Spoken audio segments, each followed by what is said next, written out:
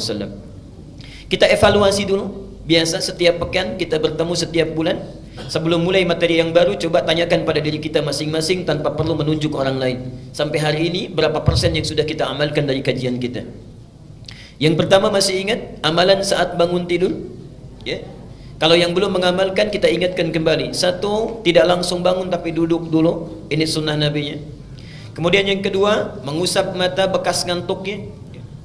Baru setelah itu membaca doa bangun tidur. Masih ingat doanya? Alhamdulillahilladzi ahyana ba'dama amatana. Paham artinya?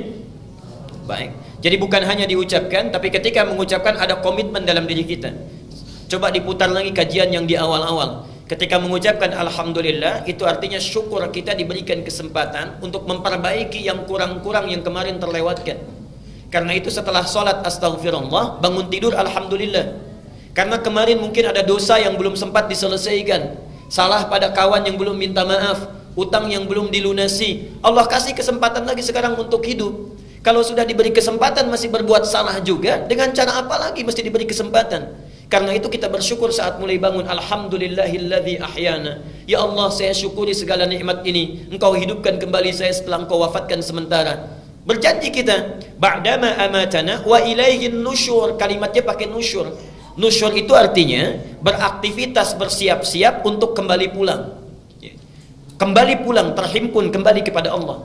Artinya kita berkomitmen ketika mengatakan doa itu, seakan-akan mengatakan, ya Allah, terima kasih diberi kesempatan lagi hidup. Saya akan perbaiki kualitas kehidupan saya hari ini, berbeda dengan yang kemarin. Kalau yang kemarin sholat fardu saya, para ayah, baru sekali berjamaah di masjid, hari ini 5 kali saya tunaikan di masjid. Kalau kemarin belum sempat dengan sunnahnya, sekarang saya kerjakan sunnahnya. Kemarin belum tahajud, sekarang saya akan tahajud. Itu janji kita. Wa ilaihin nusyur. Mudah-mudahan kalau hari ini diwafatkan, kembali kepada Allah dalam keadaan yang lebih baik dibandingkan dengan hari kemarin. Jadi ketika antum membaca doa itu sudah ada komitmen. Artinya kalau orang bangun tidur baca doa ini, tapi ternyata lisannya menyakiti orang lain, bohongnya muncul kembali, pekerjaan yang buruknya hadir lagi, itu artinya belum komitmen dengan apa yang dia ucapkan. Yang seperti ini masuk pada golongan orang-orang yang belum mensyukuri nikmat kehidupan yang Allah berikan. Bertakwalah kepada Allah dengan apa yang telah kita ucapkan. Kemudian yang terakhir, kalau saya sudah siap dengan komitmen itu, apa yang harus dilakukan? Diberikan tuntunan di 10 ayat terakhir di surah Ali Imran. 10 ayat terakhir di surah Ali Imran. Sudah hafal insyaallah? Alhamdulillah. Baik ya. InsyaAllahnya ada yang siap, ada yang senyum, ada yang tertawa. Ini artinya indikasi yang beraneka ragam, insyaAllah. Taib. Dalilnya tentunya yang lebih lengkap ada di Abu Dawud nomor hadis 1367. Ini dari Ibnu Abbas. Kalau ini sudah dilakukan selesai, kemudian kita bangkit, lalu amalan selanjutnya mencuci kedua telapak tangan kita, kemudian bersiwak atau menggosok gigi, kemudian berwudu, menyempurnakan wudu, bersiap menunaikan tahajud. Ingat, yang ikut kajian sunnah Nabi ini artinya orang-orang yang sudah berkomitmen memperbaiki keadaan diri. Artinya dengan kata lain, sudah siap mengikuti segala yang Nabi tunjukkan sesuai dengan kadar kemampuannya. Kalau dalam materi ini ada materi tahajud, artinya sudah punya rencana, besok saya mesti tahajud. Begini sifat Nabi tahajudnya. Ya. Kemudian bangun, cuci kedua telapak tangannya, kemudian menggosok gigi, berwudu dengan sempurna. Bagi yang melakukan hubungan suami istri, bermandi janabah dulu, kemudian sebelum menghadap Allah dalam tahajudnya. Hadisnya telah saya terangkan. Baik, kemudian apa keutamaan salat tahajud? Ini juga sudah dibahas ya. Jadi kalau bisa bangunnya itu bukan bangunnya saat fajar. Yang bangun saat dipanggil salat fajar itu yang belum ikut kajian sunnah Nabi. Ya. Yang belum ikut kajian sunnah Nabi itu dibangun saat dipanggil saat fajar. Misal azannya subuh 4.25. Yang belum ikut kajian sunnah Nabawi 4.25 dipanggil, saat itu dia bangun. Yang ikut kajian sunnah Nabi sebelum dipanggil sudah bangun. Ya. Karena ada ketentuan tahajud, ada praktek yang harus kita lakukan. Subhanallah.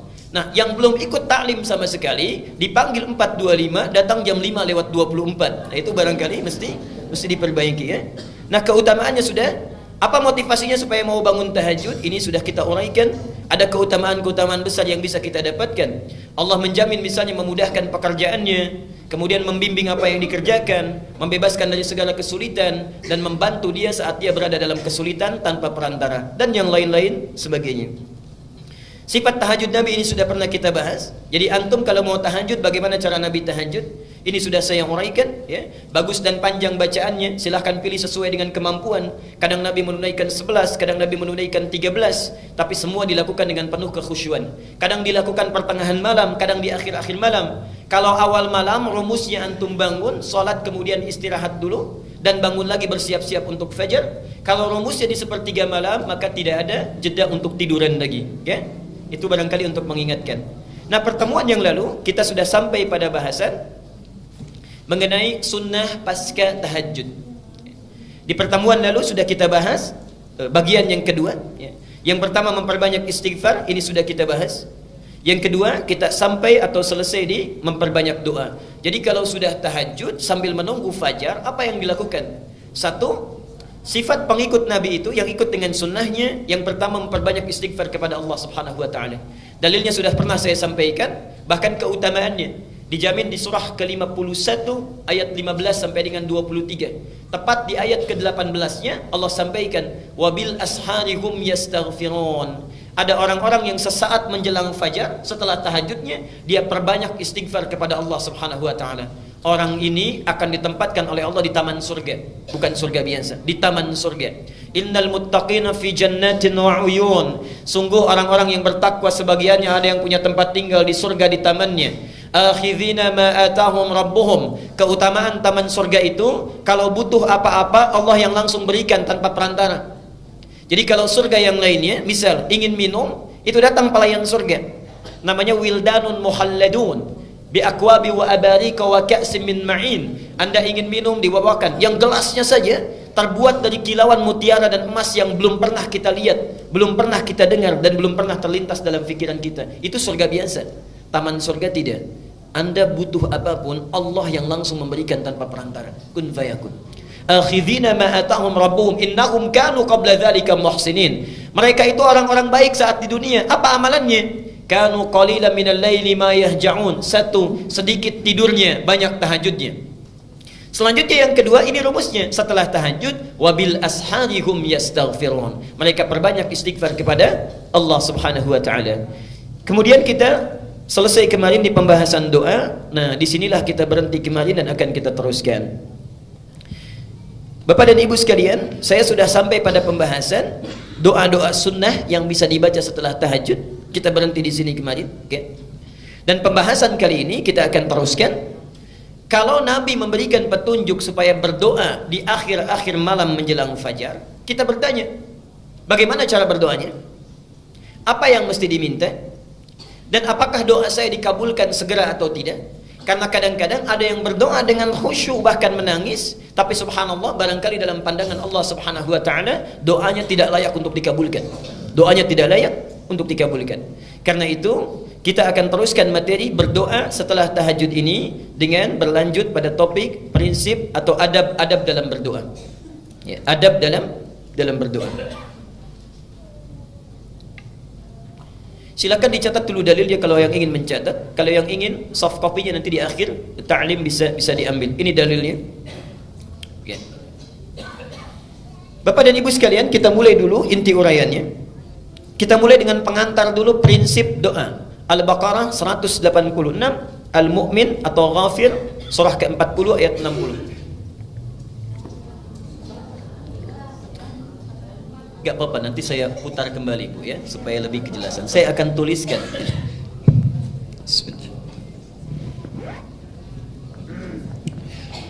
Maaf, kelihatan insya Allah. Apa yang dilihat? Saya belum nulis apa-apa. Ada? Bismillah. Pak, kalau saya menulis bisa jelas insya Allah. Taib ya. Buka Quran surah kedua Al-Baqarah ayat 186 dan Quran surah 40 Al-Mu'min ayat 60. Perhatikan prinsip doa yang pertama. Jadi ini indahnya teori Al-Quran. Sebelum diminta berdoa dijelaskan dulu ya. Prinsip doa seperti ini, keutamaannya seperti ini. Lalu diterangkan silahkan kalau ingin berdoa begini adabnya. Lalu ditunjukkan contoh orang-orang yang pernah berdoa begini. doanya seperti ini dan cara pengabulannya seperti ini. Kurang lengkap apa lagi? Ya. Prinsip yang pertama, perhatikan. Di dalam Al-Quran disebutkan setiap doa itu yang dipanjatkan oleh siapapun, prinsipnya umumnya pasti dikabulkan. Setiap doa yang dipanjatkan umumnya seharusnya selalu terkabul. Jadi prinsip utamanya, sepanjang kita meminta, seharusnya Allah pasti mengabulkan. Minta apa saja yang sifatnya wajar. Okay? Apa dalilnya? Mari kita lihat yang pertama. Baik. 1 Al-Baqarah ayat 186. Saya coba tuliskan untuk memberikan penjelasan. Kita hafal ayatnya insyaallah. Wa idza sa'alaka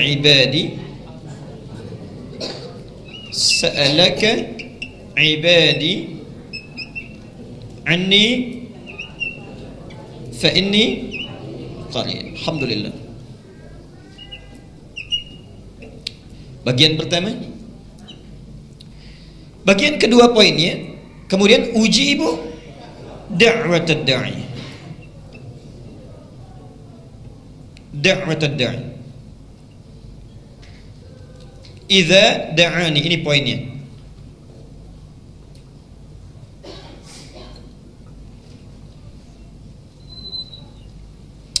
Perhatikan sebentarnya, lalu kita bandingkan dengan di Al-Mu'min atau Ghafir ayat ke-60. Di sini menggunakan kata ujibu, di surat Ghafir menggunakan, perhatikan. Wa qala rabbukum ud'uni astajib lakum. Astajib.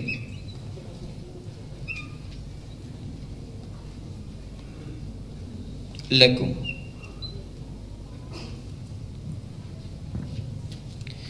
Lihat sini perbedaannya, saya tafsirkan pelan-pelan bagaimana indahnya Allah menguraikan kecenderungan manusia dan jawaban dari doa.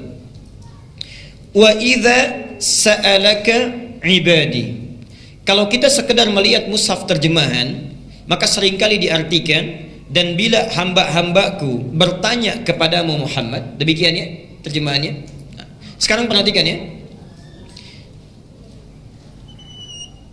Untuk mengungkapkan kata bertanya, uniknya Al-Quran menggunakan kata sa'ala. Baik ya? Sa'ala. Sa'ala itu di Quran, termasuk di dalam bahasa Arab, dalam ilmu bahasa Arab, ternyata tidak hanya mengandung satu arti, bukan sekedar bertanya. Sa'ala itu juga bisa mengandung arti sesuatu yang ingin dimintakan. Jadi bisa berarti bertanya, bisa berarti meminta. Lihat uniknya bahasa Al-Quran. Ya akhi, mungkin as'al minka at-ta'am. Ya akhi, saudaraku, boleh enggak saya minta sedikit makanan? Mungkin as'al minka at-ta'am. Sa'ala. Perhatikan, ketika Allah menyebutkan kita yang mencari-cari Allah, lembut sekali isyaratnya. Ya Muhammad, jika ada hambaku bertanya kepadamu, ingin mencari-cari aku, saya ingin tanya, umumnya manusia kalau cari-cari Allah mau apa? Ada maunya. Kalau sedang tidak butuh, lupa. Tapi kalau sedang perlu sesuatu, pasti dicari itu. Tahajudnya rajin, puasanya rajin, mencoba mencari, mencoba menemukan Allah. Ya? Karena itu katanya menggunakan sa'ala.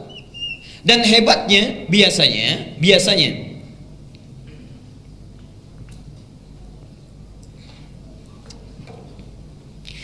di dalam Al-Quran, kata permintaan ini sekaligus pertanyaan, itu tidak pernah pakai idza. Tidak pernah pakai idza, ya. Subhanallah. Biasanya langsung menggunakan fi'il mudhari. Contoh, Al-Baqarah 219. Yas'alunaka 'anil khamri wal maisir. Pakai iya, yas'alunaka. Al-Baqarah 215. Wa yas'alunaka madza yunfiqun, ya, menggunakan ya. Uniknya di sini menggunakan fi'il madhi, bentuknya past tense, lampau, didahului oleh idza. Kalau idza bertemu dengan fi'il madhi, kata yang menunjuk lampau, ini artinya peristiwa ini pernah terjadi di masa lampau dan akan terjadi di masa yang akan datang. Ini menunjukkan pesan kepada kita, Orang yang mencari-cari Allah untuk minta itu, kebutuhan berdoa itu bukan hanya dibutuhkan oleh orang-orang sekarang, dulu pun orang melakukannya, dan sampai kapanpun orang pasti butuh dengan Allah. Jadi tidak akan mungkin ada orang yang tidak punya kebutuhan dengan Allah.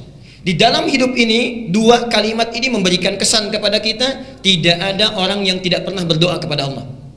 Orang kuat pun pasti minta pada Allah. Orang kaya pun pasti masih minta pada Allah.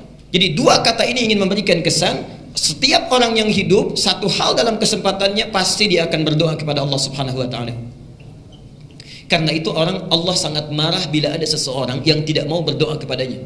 Innal ladzina yastakbiruna an ibadati. Sungguh orang yang sombong yang tidak mau berdoa kepada saya itu akan saya sediakan neraka spesial untuk tempat dia pulang, Jahannam.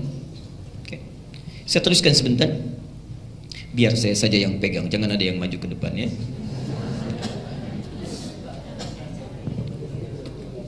Baik. Lanjutkan.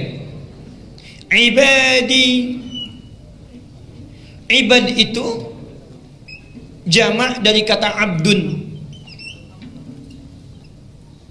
Apa itu abdun? Kalau disebutkan hamba, yang terbayang, maaf, tinggi atau rendah? Rendah. Hebat atau biasa? Dalam pandangan makhluk, dalam pandangan Allah, ternyata abdun ini gelar tertinggi bagi hamba yang dicintai oleh Allah Subhanahu wa taala. Jadi saat Allah mencintai seseorang, ingin mengangkat derajatnya, itu gelar tertingginya bukan rasul, bukan nabi, tapi abdun.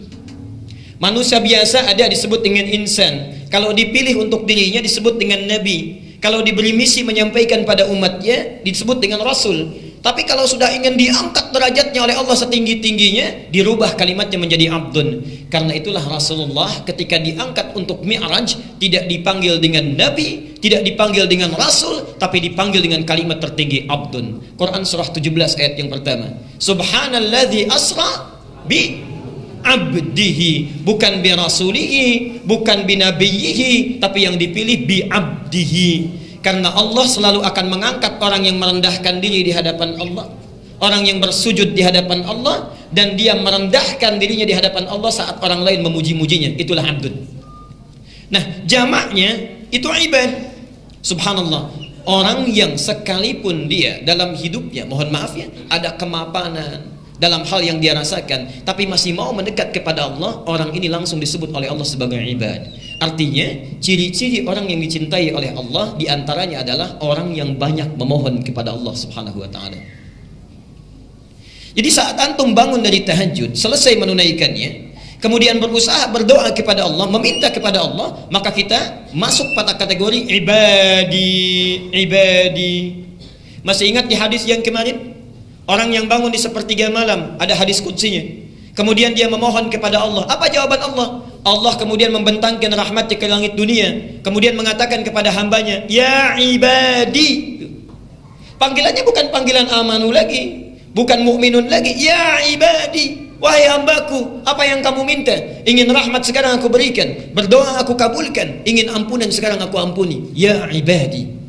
Ini yang pertama. Jadi seseorang yang biasa berdoa itu adalah ciri diantara orang yang sangat dicintai oleh Allah. Jadi kalau antum dalam hidup itu bisa diukur. Coba lihat sehari berapa kali berdoa. Sehari berapa kali berdoa, ya? Bagaimana kualitas berdoa kita? Kalau kita berdoa dengan khusyuk dalam keadaan yang baik, maka termasuk dalam golongan orang yang dicintai oleh Allah Subhanahu wa taala, insyaallah. Saya lanjutkan. Perhatikan sini.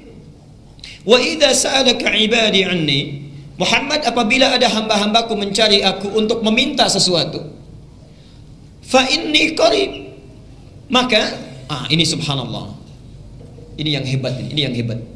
Biasanya di Quran kalau sudah ada sa'ala itu selalu dengan kul pasangannya. Sudah ada sa'ala selalu kul. Perhatikan, misal saya beri dua contoh yang tadi ayatnya. Al-Baqarah 215. Yas'alunaka madza yunfiqun. Qul ma anfaqtum min khairin. Setelah yas'alunaka ada qul, katakan. Al-Baqarah 215. 4 ayat setelahnya Al-Baqarah 219. Yas'alunaka 'anil khamri wal maisir. Apa setelahnya? Qul fihima ismun kabir wa manafi'u linnas. Yas'alunaka an dzil qarnain. Kul, selalu kul, setelahnya kul.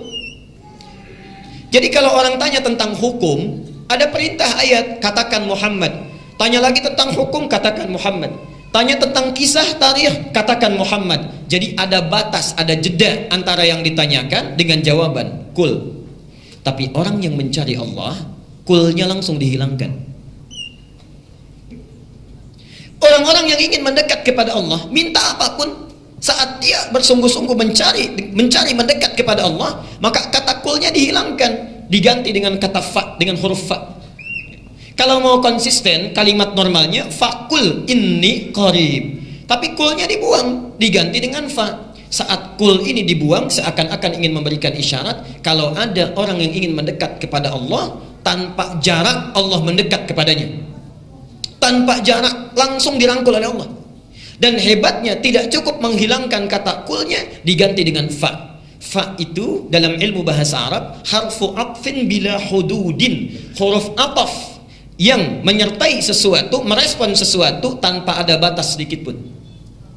Kalau ayat Quran yang mengatakan wa inni qarib, wa artinya kita mencari Allah tapi ada jeda Allah datangi.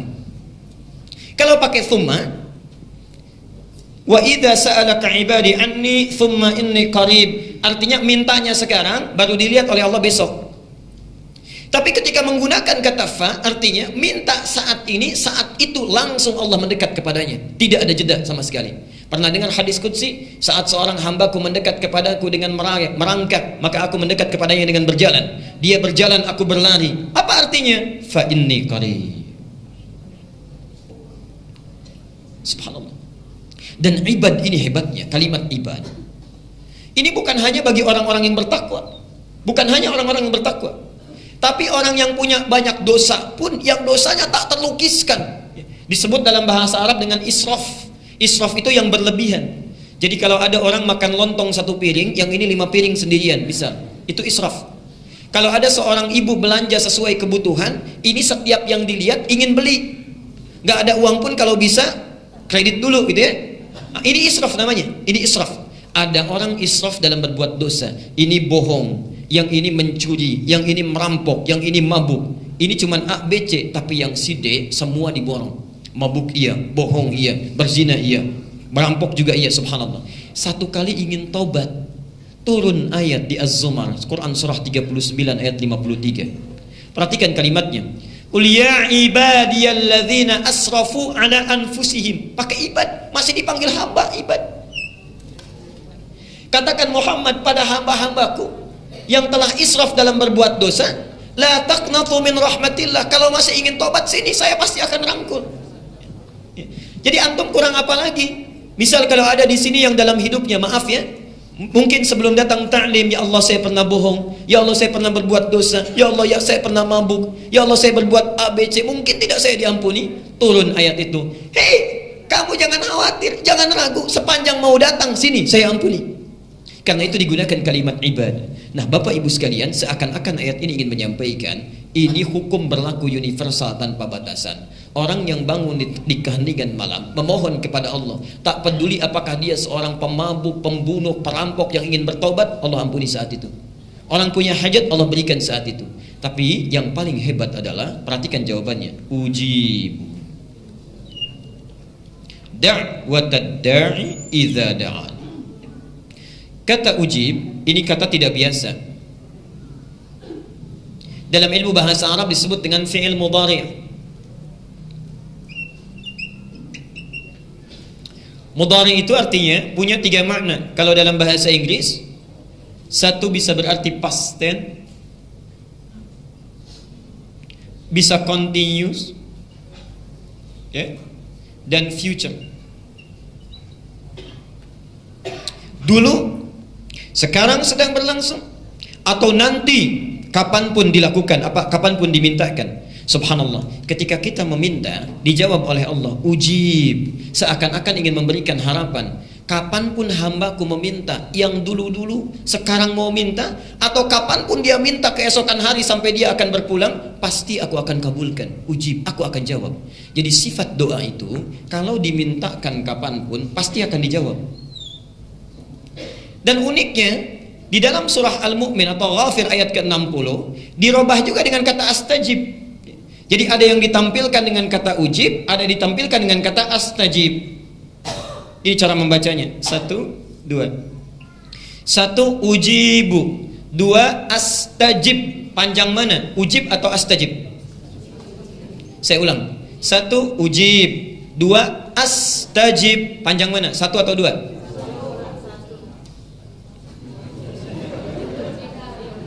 1 ujib, 2 astajib. Panjang mana?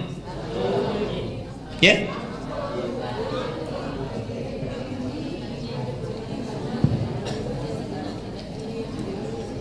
Baik. Perhatikan sini. 1 2 3. 1 ujib. Yang kedua astajib.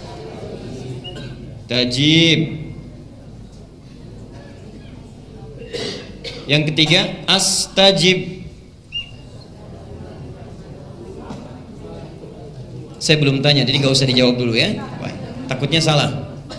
1 ujib, 2 astajib. Panjang mana? 1 atau 2? Nah, sekarang sudah sepakat ya. Ini kita simpan dulu yang ketiga. Panjang yang kedua. Perhatikan. Cara Allah menjawab doa seorang hamba, ujib, singkat. Ada orang yang saat meminta langsung dikabulkan. Saat minta langsung dikabulkan. Karena syaratnya terpenuhi. Yang kedua doanya wajar, saat itu dia butuhkan. Tapi ada orang yang saat meminta, saat berlangsung doa belum dikabulkan. Karena menurut Allah barangkali belum siap dia untuk menerima apa yang dimintakan. Mungkin nanti seminggu kemudian setelah siap baru diberikan. Ibu bapak punya anak SD baru kelas 6, minta motor, dikasih tidak? Belum tentu dikasih. Setelah dia SMA kelas 1 dikasih. Baik, saat dia kelas 6 SD kita memang punya, uangnya ada, motornya bisa dibeli, tapi belum siap dia untuk menggunakannya. Kita tunda itu sampai dia siap menggunakannya. Kadang-kadang apa yang kita mintakan itu dipandang oleh Allah, kalau saya berikan sekarang ini orang belum siap. Belum siap.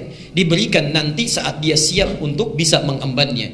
Kadang-kadang kesiapannya ada di dunia, kadang-kadang kesiapannya diberikan saat di akhirat nanti. Turunlah hadis menyampaikan, tidaklah seorang hamba berdoa kepada Allah kecuali, perhatikan apa yang saya uraikan di atas. Ada yang langsung dikabulkan saat itu juga. Ada yang ditunda sampai dia siap, ada yang kemudian ditangguhkan di akhirat, diberikan yang lebih hebat dibandingkan apa yang dia mohonkan. Nah, karena itu Bapak Ibu sekalian, perhatikan. Yang ini untuk menjawab yang langsung dibutuhkan, yang astajib untuk menjawab apa yang tertunda yang belum didapatkan saat ini. Bisa esok lusa, bisa di akhirat, atau diganti dengan apa yang kita butuhkan dibanding apa yang kita inginkan. Tapi yang paling hebat, perhatikan, iya-nya dibuang. Kalimat normalnya seharusnya astajib, tapi ya-nya dibuang. Untuk meyakinkan sifat Allah yang beda dengan makhluk. Kalau makhluk begini, misal Bapak minta, Ustaz, boleh nggak saya minta ini besok ya? Percaya nggak? Belum tentu. Belum tentu. Ada orang yang percaya, ada orang yang was-was. Benar nggak ya? Ya? Makhluk kadang-kadang kalau menjanjikan sesuatu belum tentu sepenuhnya percaya. Ya. Mohon maaf. Jangankan yang biasa, Ustadz saja kalau sudah ngasih tahu, Ustadz nanti datang insya Allah, masih di SMS juga, di telepon juga, dipastikan juga, artinya kurang yakin, ya. Nah karena itu, untuk membedakan sifat manusia dengan sifat Khalik Allah, ya-nya dibuang, astajib. Ketika ya-nya dibuang untuk meyakinkan pasti saya jawab walaupun bukan saat ini. Jadi berdoa itu nggak ada ruginya. Kalau nggak sekarang, besok nanti dapatnya. Kalau nggak sekarang, yang lainnya akan didapatkan. Jelas sampai sini? Jadi prinsip yang pertama, setiap orang berdoa itu pasti dikabulkan. Baik.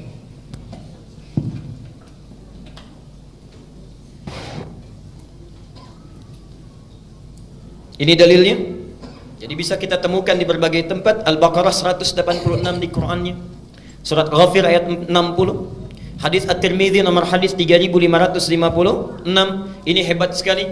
Bahkan di hadisnya disebutkan Allah itu sangat maha pemalu. Ada orang yang mengangkat tangannya kemudian bermohon, tidak mungkin dia dibiarkan pulang dengan tangan kosong. Artinya setiap berdoa pasti diberikan, ya. Ada lagi hadis yang mengatakan di Muslim nomor hadis 4916. ya, Allah pasti akan mengabulkan setiap doa sepanjang yang berdoa itu tidak terburu-buru. Ditanya, siapa yang terburu-buru itu wahai Rasulullah? Dialah orang yang saat meminta, saat belum dikabulkan, dia sudah menyimpulkan doa saya mungkin tidak dikabulkan oleh Allah. Oke. Nah, jadi semua hadis ini, semua ayat ini memberikan gambaran prinsip doa kalau diminta pasti dikabulkan, dijawab. Pertanyaannya, kenapa Ustadz saya selalu berdoa tapi rasa-rasanya nggak terkabul? Kenapa saya selalu meminta tapi kok ditundanya begitu lama? Mintanya sudah bertahun-tahun tertentu, memohonnya sudah lama tapi sampai sekarang belum terkabulkan juga. Barangkali, mohon maaf, kita akan termasuk dalam golongan yang mungkin bukan sekedar ditunda dengan panjang, tapi boleh jadi termasuk yang ditolak doanya. Karena prinsip doa itu seharusnya terkabul, tapi ada orang-orang tertentu yang tatkala meminta, Allah tidak akan mengabulkannya sepanjang hidupnya kalau dalam masih keadaan seperti itu. Siapa mereka? Bagaimana supaya kita menghindarinya? Dan hebatnya, mohon maaf, sekhusyuk-khusyuknya antum berdoa, meminta bahkan setelah tahajud, kalau memiliki sifat ini, bahasa hadisnya sampai kapanpun gak akan pernah dijawab. Jadi nanti kita akan evaluasi kalau ada di antara kita saat ini yang sering kali berdoa meminta padahal sudah menangis, bangun sholat tiap malam, boleh jadi belum terkabul atau tidak terkabul karena punya sifat-sifat yang mungkin kita akan tampilkan. Baik. Ini bagian yang pertama. Sudah? Catat dulu dalilnya karena saya tidak cantumkan di sini. Ya, saya tidak cantumkan. Satu. Dicatat dulu dalilnya supaya tidak lupa. Mau yang panjang yang pendek? Yang pendek, yang ada terjemahan yang Arabnya aja. Terjemahan baik. Al-Arba'in An-Nawawiyah. Al-Arba'in ya, cuma 42 hadis dan pendek banyak terjemahannya. Al-Arba'in An-Nawawiyah nomor ke-10. Hadisnya nomor 10. Itu diambil dari hadis Muslim nomor hadis 1051. Jadi Imam An-Nawawi mengambil hadis di hadis Muslim nomor hadis 1051, ditempatkan di kitabnya Al-Arba'in posisi nomor 10. Sudah? Baik. Yang kedua, masih tadi Al-Baqarah 186. Quran surah 2 Al-Baqarah 186. Kemudian Al-Isra surah 17. Al-Isra surah 17 ayat 110. Ayat 110. Kemudian Adz-Dzariyat ini contohnya surah 51 ayat 55 sampai dengan 60 terakhirnya. 55 sampai dengan 60. Sudah? Baik. Nah, sekarang mari kita lihat dan kita evaluasi dan kemudian kita berhenti di titik ini. Bapak dan Ibu sekalian, di antara sunnah Nabi setelah kita tahajud, kemudian kita duduk khusyuk beristighfar, lalu memohonkan hajat kita kepada Allah Subhanahu wa taala yang ingin kita mohonkan. Nah, penting diketahui, sebelum kita memohon kepada Allah, ada sunnah Nabi yang lain terkait dengan adab-adab berdoa. Bagaimana supaya berdoa itu mudah sampai kepada Allah, cepat diterimanya dan langsung dikabulkannya. Baik. Bagian yang pertama, ini sunnah Nabinya. Hendaklah setiap orang yang berdoa mempersiapkan perangkat dirinya dengan halal dan baik. Saya ulang, hendaknya setiap orang yang akan berdoa mempersiapkan perangkat dirinya. Perangkat diri itu berarti pakaiannya ya. Kemudian apa yang dia kenakan, apa yang dia makan ya, apa yang ada di sekitarnya. Jadi sebelum berdoa pastikan dulu itu halal, pastikan baik ya. Jadi jangan sampai misalnya antum berdoa sudah menangis terseduh-seduh, disebut nama Allah Asmaul Husna, dipanjatkan di pertengahan malam, tapi pakaiannya haram, makanannya haram, yang dikenakannya haram, sajadahnya haram. Bagaimana bisa dijawab itu? Apa dalilnya? Hadis riwayat Muslim nomor hadis 1051 di Al-Arba'in nomor ke-10. Hadisnya dari Abu Hurairah. An Abi Hurairah radhiyallahu anhu qala. Hadis ini disampaikan dari Abu Hurairah, semoga Allah memberikan ridha kepadanya. Qala Rasulullah sallallahu alaihi wasallam, Rasulullah sallallahu alaihi wasallam pernah bersabda, "Innallaha thayyibun la yaqbalu illa thayyiban." Sungguh Allah itu maha baik, sifatnya baik, keadaannya baik. Karena Allah itu sifatnya baik, maka tidak akan pernah menerima apapun kecuali dari yang baik-baik. Jadi ingat, doa itu sangat suci, akan berlabuh di tempat yang suci. Allah yang maha suci tidak akan menerima doa itu yang berasal dari yang tidak suci. Jadi sebelum antum berdoa, sucikan dulu diri kita, sucikan perangkat kita, apa yang kita kenakan, apa yang kita gunakan. Kemudian Nabi menyampaikan, wa innallaha amaral mu'minina bima amara bihil mursalin, dan Allah memerintahkan kepada orang-orang yang beriman dalam hal berdoa seperti perintahnya kepada para rasul yang diutus. Kenapa doa disandingkan dengan iman? Ingin menunjukkan pesan bahwa satu, hanya orang yang punya keimanan yang kuat yang mau khusyuk berdoa kepada Allah. Artinya kalau antum dalam hidup tidak pernah berdoa, ada sesuatu yang salah dalam imannya. Dan yang terakhir, perhatikan, setelah membacakan 2 ayat Quran, ada yang menarik. Thumma dzakara ar-rajula, kemudian mengisahkan tentang kisah seorang laki-laki. Yutilus safar, dia menempuh perjalanan yang panjang. Di antara syarat diijabah doa dengan cepat orang yang dalam keadaan safar. Karena itu saya sangat mohon sebesar-besarnya, kalau ada orang yang sedang safar, awas beda ya, antara safar dengan zahab itu lain. Kalau zahab itu perjalanan kurang lebih di bawah 82 km itu zahab. Jadi kalau Bapak Ibu menempuh perjalanan di bawah 82 km, 0 sampai 82 itu zahab namanya. Zahaba yadhhabu. Ana al-yaum adhhab ila Jami' al-Azhar. Saya hari ini akan pergi ke Masjid Al-Azhar. Dekat ya? Enggak sampai 80 kilo. Itu zahab. Tapi kalau lewat dari situ, apalagi panjang sekali, sudah zona waktunya berubah, itu disebut dengan safar. Safar. Orangnya disebut dengan musafir. Nah, kalau orang sudah musafir, sudah safar, berlaku beberapa ketentuan hukum. Satu, boleh dia menjama', bahkan boleh dia qasar. Lihat An-Nisa misalnya di ayat 101 disebutkan di sana, wa idza darabtum fil ardi falaysa 'alaikum junahun an taqsuru minas shalah. Kalau Anda bepergian di muka bumi dengan jarak yang cukup jauh, tidak ada dosa kalau ingin mengqasar salat. Yang kedua, ini yang paling hebat, dan ini yang harus betul-betul kita renungkan dan praktekkan. Dalam keadaan safar itu, Allah akan cepat mendengar dan mengabulkan doa yang dipanjatkan. Jadi kalau Bapak Ibu sedang safar, daripada banyak membicarakan hal yang tidak perlu, lihat sana sini dikomentari, kadang-kadang menggosipkan orang lain, tinggalkan yang tidak penting. Kenapa tidak diisi dengan zikir dan doa? Barangkali cara Allah saking sayangnya kepada kita, orang lain doanya belum dikabulkan, ibu bapak dibuat safar supaya saat safar itu Allah mengabulkan doa yang belum terkabul itu. Jadi kalau ada yang ingin sedang umrah, berangkat umrah, atau perjalanan dari sini ke Jawa, ke Sumatera dan sebagainya, saat di pesawat, di kereta, di bis, ayo perbanyak doa. Barangkali itulah cara Allah untuk mengabulkan doa kita, ya. Subhanallah. Itu bagian yang pertama. Nah, orang ini sudah memenuhi syarat yang pertama, doanya mesti terkabul, yutilus safar. Tidak cukup dengan itu, asy'atha aghdara. Dan subhanallah, saking capeknya, sampai pakaiannya sudah kumal, wajahnya sudah berantakan penuh dengan debu. Jadi orang ini datang jauh-jauh untuk berdoa mendekat kepada Allah.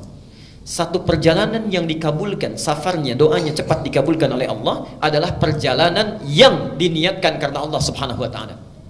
Tapi ada satu perjalanan hebat yang bukan safar, ya, walaupun dekat, tapi kalau kita berdoa, saat itu dikabulkan doanya oleh Allah subhanahu wa ta'ala. Itulah perjalanan orang yang menuntut ilmu.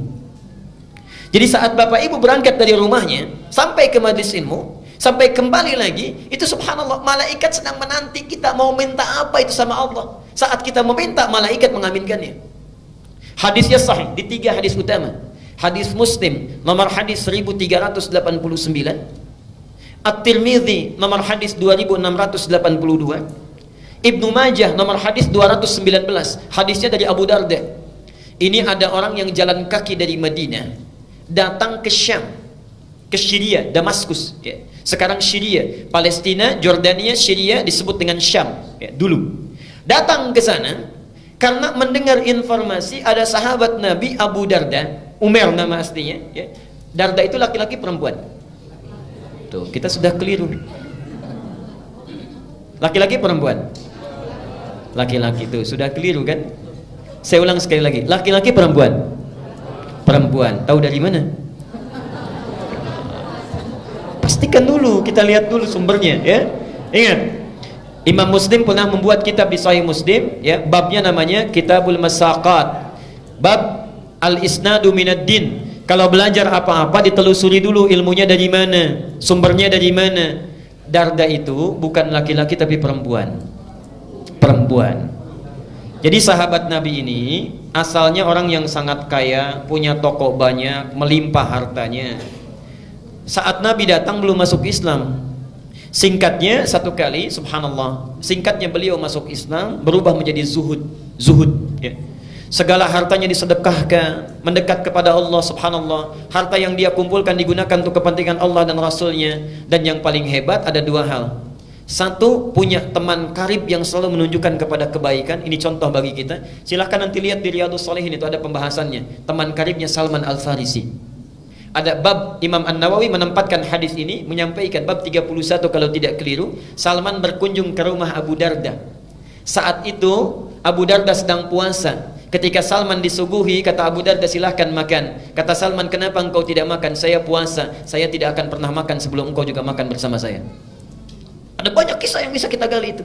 Nah, Abu Darda ini kenapa disebut dengan Abu Darda? Karena Uwaimir ini punya putri perempuan yang sangat cantik, luar biasa, namanya Darda. Darda inilah ditaksir banyak orang, sampai saat itu ditaksir oleh gubernur Syams. Tidak perlu saya sebutkan orangnya. Ditaksir ingin dinikahi, maharnya besar luar biasa, tapi subhanallah ditolak oleh Abu Darda ini dengan kalimat yang sangat indah sekali. Saya sudah merawatnya puluhan tahun untuk dekat dengan Allah. Sekarang dia sudah baik, saya tidak ingin titipkan pada keadaan seseorang yang kalau dia menjadi pasangan anak saya, bisa lupa dia dengan ketaatan yang telah saya bina itu. Anda bisa bayangkan, kalau bapak ibu misalnya punya anak perempuan, dilamar oleh orang kaya, punya kedudukan besar, segala bisa dikabulkan, diterima atau sulit untuk ditolak? Hah? Baik. Diterima atau sulit untuk ditolak?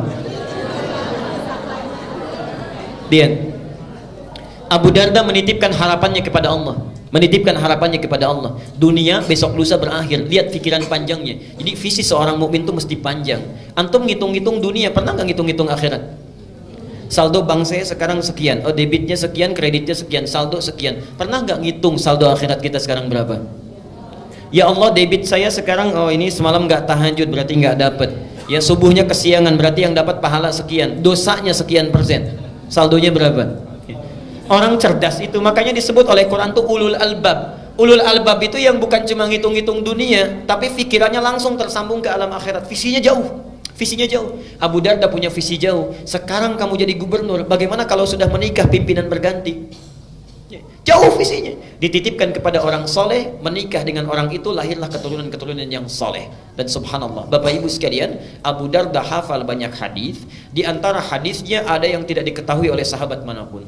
Orang ini datang dari Madinah, subhanallah, kota Nabi, berjalan kaki, Pak Bu, bayangkan. Tadinya naik unta, kemudian dijual untuk bekal, jalan kaki. Jarak Madinah ke Syria sekarang kurang lebih sehari semalam kalau pakai bis. Kalau jalan kaki kira-kira berapa lama? Jangan dulu dijawab, sudah pernah atau belum? Okay. Dan jangan bayangkan situasinya seperti sekarang. Subhanallah. Datang jalan kaki, sampai di sana bertemu Abu Darda, terlihat seperti orang kecapean, kelelahan dalam fisiknya, tapi wajahnya memancarkan senyuman. Orang ini, kata Abu Darda, ya akhil karim, a'indaka haja? Saudaraku, Anda punya keperluan apa katanya? Kata orang ini langsung singkat, padat, lugas, tegas. Uridul hadis. Saya pengen hadis. Saya dengar ada hadis yang pernah disampaikan oleh Anda tidak dimiliki oleh sahabat yang lainnya. Uridul hadis. Saking bingungnya Abu Darda, jauh-jauh jalan kaki ke sini cuman pengen satu hadis. Kata Abu Darda ditanya, "A'indaka haja ukhra?" Apa Anda tidak punya kebutuhan yang lainnya? La, faqat uridul hadis. Tidak, saya cuman pengen hadis saja. Menjaga keikhlasannya, tidak melekatkan dengan motif yang lainnya. Uridul hadis. Subhanallah. Perhatikan, orang jalan kaki tidak ada fasilitas yang memadai untuk mendapatkan satu hadis saja ditempuh perjalanan. Untuk dapat satu hadis, antum yang fasilitasnya banyak, yang punya sepeda, yang punya motor, masjidnya bahkan ada yang di samping rumahnya, saat taklim fasilitasnya bagus, direkam juga, ustadznya datang sendiri, masih nggak mau tersentuh untuk taklim. Dengan cara apa lagi? Dengan cara apa lagi mesti difasilitasi? Dan itu bukan 1-2 hadis, kadang-kadang satu pertemuan bisa 3-5 hadis. Ada muridnya Imam Malik datang, saya ingin hadis katanya, ditolak oleh Imam Malik, tidak. Nunggu di luar sampai bosan, kata Imam Malik pada yang bantu beliau, khadim beliau, cambuk dia katanya. Cambuk ini bukan marah untuk menguji kira-kira masih bertahan nggak. Ketika dicambuk sampai 40 kali, dicambuk, Anda zalim kepada saya, kata orang ini. Saya sudah menjual apa yang saya punya. Jadi orang ini menjual apa yang dia miliki, kekayaannya dan sebagainya, hanya untuk menempuh perjalanan supaya belajar hadis pada Anda. Anda zalim pada saya. Baik ya. Kata Imam Malik, kalau begitu saya ingin balas kezaliman saya. Apa yang bisa saya lakukan? Berikan saya hadis sesuai dengan cambukan yang telah tadi diberikan. Jadi dicambuk 40 kali, minta 40 hadis. Begitu disampaikan 40 hadis oleh Imam Malik, kata orang ini, tolong cambuk saya lagi sebanyak-banyaknya, belum cukup hadisnya. Ada orang yang dicambuk sekedar untuk belajar. Antum tidak pernah dicambuk, dikasih fasilitasnya, bahkan hari Kamis dikasih takjilnya, dikasih buka puasanya, dikasih bukunya, dikenyangkan perutnya, ustadznya datang. Tadi ada pertanyaan, yang nggak puasa boleh buka nggak? Boleh. Gampang, di sini manhajnya sederhana. Yang nggak puasa buka yang mau dimakan, yang puasa yang makannya. Singkat ya. Baik. Sekarang perhatikan. Jadi orang ini ketika datang langsung disampaikan hadisnya. Hadisnya tentang ta'lim. Ini yang hebat. Yang dalam perjalanan tidak mengenal jauh, dekat pun doanya dikabulkan. Man salaka tariqan yaltamisu fihi ilman, sahhalallahu lahu tariqan ilal jannah. Jangan baca sampai di sini, lihat yang di Ibnu Majah. Wa innal malaikata la tad'u ajnihataha ridan li talibil ilmi wa hatta al-hitan allati fil bihar. Orang yang menyiapkan dirinya menempuh satu perjalanan. Salaka itu mau dekat mau jauh saya tempuh. Ya. Jadi orang yang serius menyiapkan dirinya menempuh satu jalan, yaltamisu fihi ilman. Kalimat iltamasa itu bukan sekedar belajar, menyiapkan perangkatnya supaya bisa diraba, dicatat, dilihat. Perhatikan. Sahhalallahu lahu tariqan ilal jannah. Balasan pertama, Allah akan mudahkan langkahnya menuju surga karena ilmunya. Yang kedua, perhatikan. Wa innal malaikata, setiap dia akan berangkat, malaikat itu membentangkan sayapnya ridwan li talibil ilmi, memberikan ridha kepada para penuntut ilmu. Ridhanya malaikat itu punya dua makna. Satu, memohonkan ampunan, al-istighfaru lahu, dan yang kedua, mengaminkan doa setiap yang dimohonkan oleh para penuntut ilmu. Jadi tolong pakai ini sunnahnya. Setiap berangkat dari rumah sampai sini, sampai pulang lagi, gunakan sunnahnya. Jangan cuma di jalan lihat pohon bagus, dikomentari bagus. Lihat rumah orang-orang yang bangun, kita yang komentar. Lihat orang jalan olahraga, kita bawakan, sampaikan pada teman. Duh, orang itu ya jam segini olahraga, harusnya taklim. Udah ria tuh. Banyak yang dibawa. Kenapa kita tidak gunakan dengan zikir istighfar pada Allah? Perbanyak doa mendekat kepadanya. Subhanallah, itu taklim. Nah, orang tadi datang jauh-jauh, itu sudah cukup baginya doanya dikabulkan. Apalagi tujuannya ingin berdoa. Yang lebih hebat, yamuddu yadaihi ila sama, mengangkat tangannya ke langit begini. Tsumma qala, kemudian mengatakan, ya Rabb, ya Rabb, disebut Asmaul Husna. 3 syarat doa mestinya terkabul dengan cepat. Apa kata Nabi? Fa anna yustajabu lidzalik. Gimana doa kamu bisa dijawab? Famat'amu haramun wa mashrabu haramun wa malbasu haramun wa ghudhiya biharamin. Makanannya haram, minumannya haram, pakaian yang dikenakannya haram, dan perangkat kehidupannya berasal dari yang haram. Orang seperti ini, perhatikan kalimatnya, yustajab itu bukan fi'il madhi tapi fi'il mudhari. Mudhari itu bentuknya past tense continuous future. Jadi orang ini kapanpun meminta, sesulit apapun, menangis darah apapun, gak akan pernah dijawab oleh Allah Subhanahu wa ta'ala selama perangkat hidupnya itu haram. Karena itu bertakwalah kepada Allah. Kita berhenti dulu di bagian yang pertama ini. Jadi kalau antum ingin segera dikabulkan doa oleh Allah, maka coba lihat diri kita sebelum berdoa. Ada yang haram tinggalkan, yang kurang perbaiki, yang sudah bagus pertahankan dalam kehidupan. Saya berhenti dulu, barangkali kita akan dialog dulu. Saya perkenankan kalau ada yang ingin bertanya. Bagi yang menuliskan, silakan dituliskan, nanti bisa dikumpulkan di depan.